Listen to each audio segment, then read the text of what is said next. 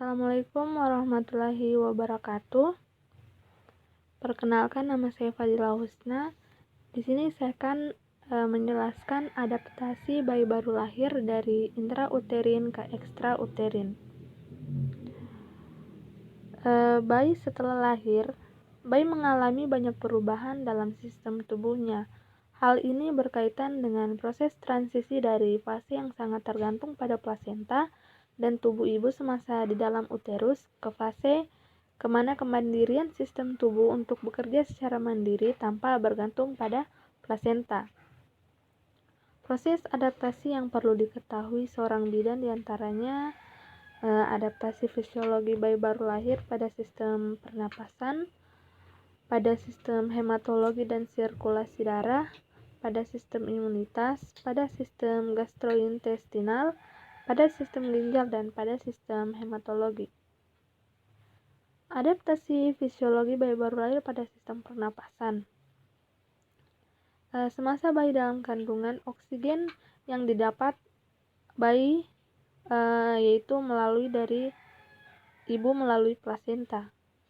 Kemudian setelah bayi lahir, plasenta terputus dan bayi berusaha untuk mengambil napas dengan cara menangis, sehingga cairan yang terdapat dalam paru-paru keluar.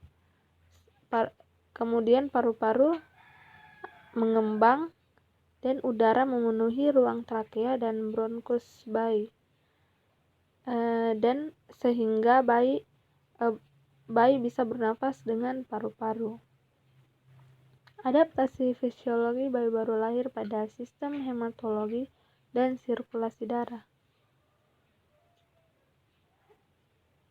Aliran darah fetal bermula dari vena umbilicalis, kemudian akibat tahanan pembuluh paru yang besar atau lebih tinggi dibandingkan tahanan vaskuler sistemik atau SWR, hanya 10% dari keluaran ventrikel kanan yang sampai paru.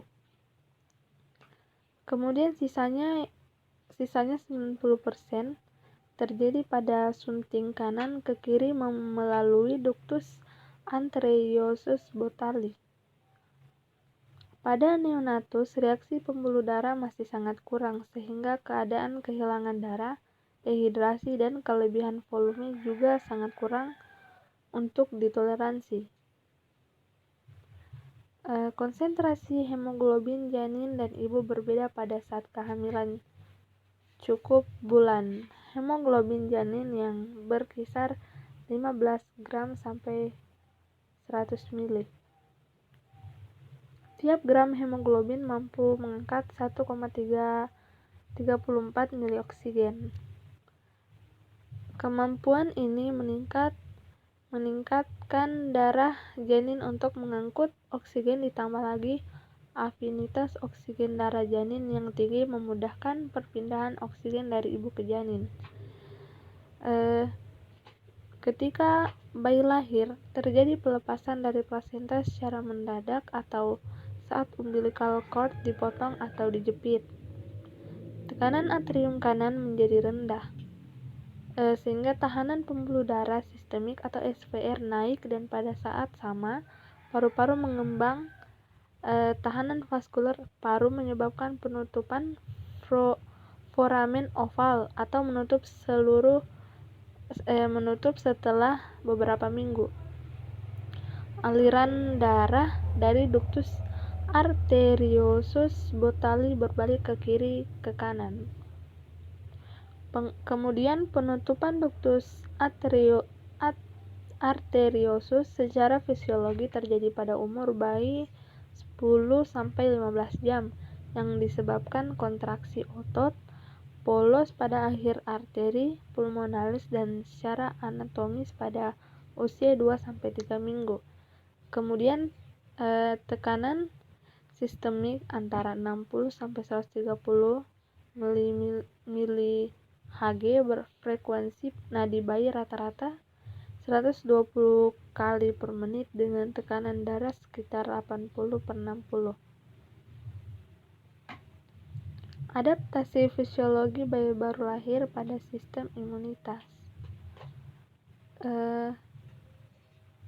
Antibodi dari ibu melalui plasenta ke bayi, dan pada usia 20 minggu janin mengandung IgM, IgG, dan IgE. Ketika bayi lahir, bayi memiliki IgM lebih banyak yang dapat menyebabkan kebal terhadap penyakit menular tertentu dan akan hilang bila sampai beberapa bulan atau sampai bayi mendapatkan vaksin dari lahir. Adaptasi bayi baru lahir pada sistem gastrointestinal, yaitu pada 26 minggu enzim sudah terbentuk meskipun amilase baru nyata. Janin meminum air ketuban dan akan tampak gerakan peristaltik usus. Kemudian protein dan cairan amnion yang ditelan akan menghasilkan mekonium di dalam usus. Mekonium ini akan tetap tersimpan sampai partus, kecuali pada kondisi hipoksia dan stres akan tampak cairan amnion bercampur mekonium. Sebelum lahir, janin cukup bulan akan mulai menghisap dan menelan. Ketika bayi lahir, IMD atau pemberian ASI selama 1 jam setelah lahir. Kemampuan bayi baru lahir cukup bulan untuk menelan dan mencerna makanan selain susu masih terbatas. Kemudian refleks gumoh dan refleks batuk yang matang sudah terbentuk baik pada saat lahir. Esofagus bawah dan lambung masih belum sempurna. Kemudian kapasitas lambung masih terbatas, kurang dari 30 cc untuk bayi baru lahir cukup bulan. Kemudian kapasitas lambung ini akan bertambah secara lambat bersamaan dengan tumbuhnya bayi baru lahir. Kemudian pengaturan ASI on demand.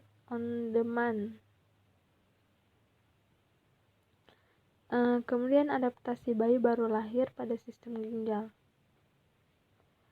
Pada intrauterin pada 22 minggu akan tampak pembentukan korpuskel ginjal di zona juxtaglomeralis yang berfungsi filtrasi.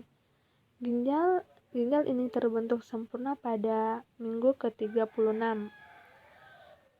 Pada janin hanya 2% dari curah jantung mengalir ke ginjal, mengingat sebagian besar sisa metabolisme dialirkan ke plasenta.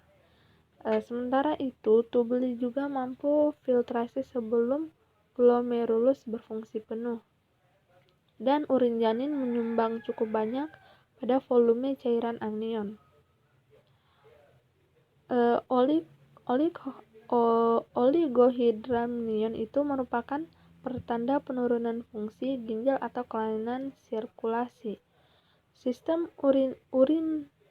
urinasi mulai pada bulan pertama. Produksi urin pada janin dimulai antara masa gestasi 9 dan 11 minggu kehidupan intrauterin. Fungsi ekskresi janin dilakukan melalui plasenta. Hal ini terbukti dengan ditemukannya hasil pemeriksaan komposisi cairan tubuh fetus yang normal. Ketika bayi lahir, fungsi ginjal belum sempurna. Peranan ginjal janin adanya untuk memerlukan dan mencairkan urin, mengabsorpsi fosfat, dan mengadakan transportasi zat organik. Bayi ginjalnya relatif banyak mengandung air dan natrium, dan bayi baru lahir menghasilkan atau mengekskresikan sedikit urin pada 48 jam pertama kehidupan, seringkali hanya 30-60 ml. Sekian dari saya. Wabillahi taufiq wal hidayah. Assalamualaikum warahmatullahi wabarakatuh.